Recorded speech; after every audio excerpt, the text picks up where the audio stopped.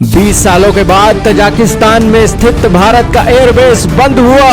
अफगानिस्तान में तालिबान विरोधी northern alliance का समर्थन करता था ये एयरबेस।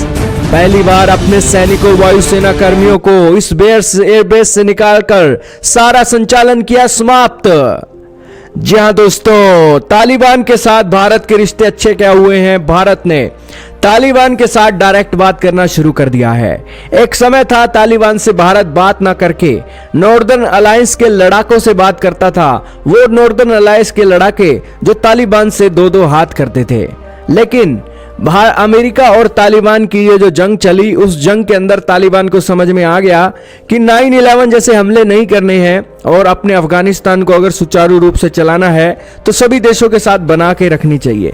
यही कारण है कि अफगानिस्तान के तालिबानियों ने भारत के अंदर आकर भारत की सरकार का विश्वास जीता और अब भारत की सरकार ने 20 साल के बाद अपना एयरबेस तजाकिस्तान से लपेट लिया है। सारी बातें आज जानेंगे, बहुत महत्वपूर्ण न्यूज है। चैनल पर नए हो तो जरूर सब्सक्राइब करना, बेल आइकन दबाना ताकि हमारी वीडियो आप तक सबसे पहले पहुंच सके। दोस्तों, तजाकिस्तान के अंदर भारतीय वायुसेना का एक बेस था, जिस बेस के अंदर भारत नॉर्दर्न अलायंस का समर्थन करने के लिए अपने सैनिक और वायुसेना कर्मियों को तैनात करता था। नॉर्दर्न अलायंस के लड़ाके तालिबान से लोहा लेते लेते अगर घायल हो जाते थे तो वो नॉर्दर्न अलायंस के लड़ाके इस एयरबेस के अंदर अपना इलाज पाते थे। इसके अलावा जरूरी रसद, उपकरण और हथियार देने के लिए भी भारतीय वायुसेना इस बेस का इस्तेमाल करती थी।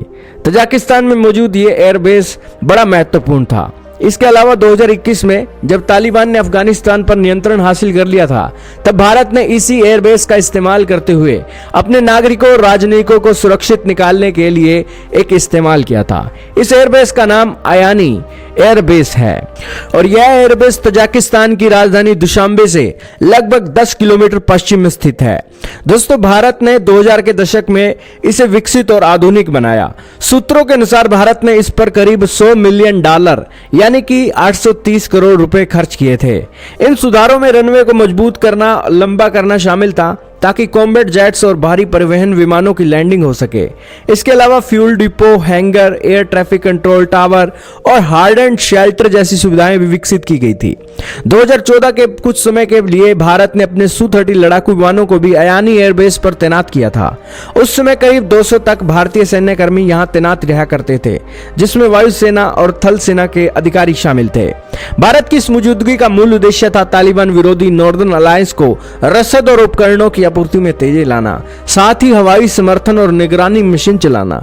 इसके साथ ही भारत ने तजाकिस्तान के फरखोर में एक सैन्य अस्पताल भी स्थापित किया था। यहां घायल नॉर्दर्न अलायंस के लड़ाकों का इलाज किया जाता था। लेकिन अब भारत की तालिबान के साथ सीधी बनती है और सीधे टॉक्स शुरू हो गए हैं। यही कारण है कि इन एयरबेसिस का कोई एक मुंह सिर नहीं बनता है। तो खैर दोस्तों, आपका क्या मानना है? 20 सालों के बाद तजाकिस्तान के अंदर भारत के ये ऑपरेशन एयरबेस खत्म हुआ है? कमेंट सेक्शन में जरूर बताइएगा।